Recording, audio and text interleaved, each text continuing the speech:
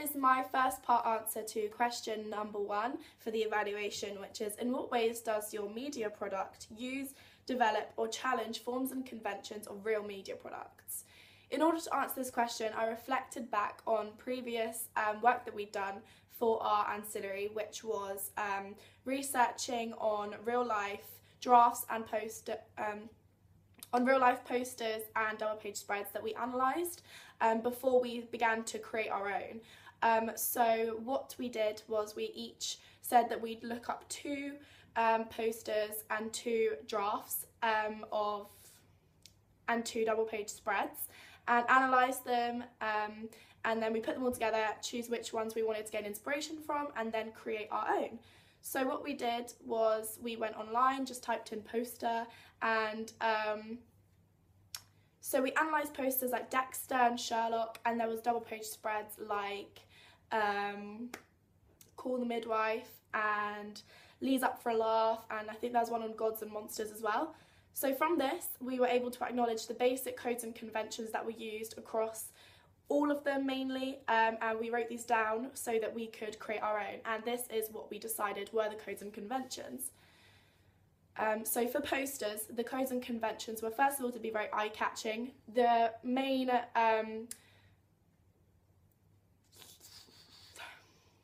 purpose of the poster is to advertise the TV programme or the film, and if it is dull and boring, then not many people are going to want to watch it. So it has to be eye-catching, it has to be engaging.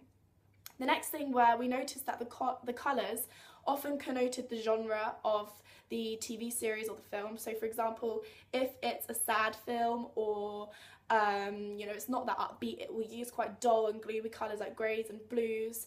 However, if it's a comedy, for example, or something a little bit more fun, then it will use colour. So this kind of allows the audience to identify what it's going to be about without even looking into it too much. The other code and convention we found was that they all have a large focal image. This is mainly of the character or of a scene, but they all have a large image because that's what the poster is. It's not like the double page spread, it's just text. It's not text, it's just a picture and a few words.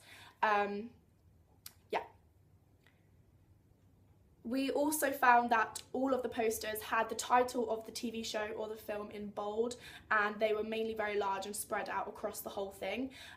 This was obviously so the audience can identify what it is, know the title so they can go and watch it.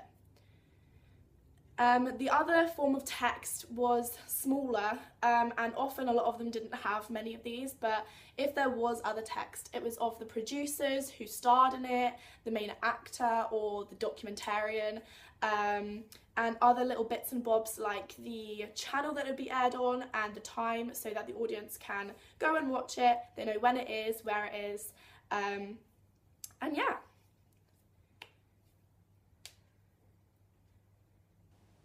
So we were allowed to identify the codes and conventions by the research we did, and this has helped me in my evaluation question for the first part of it.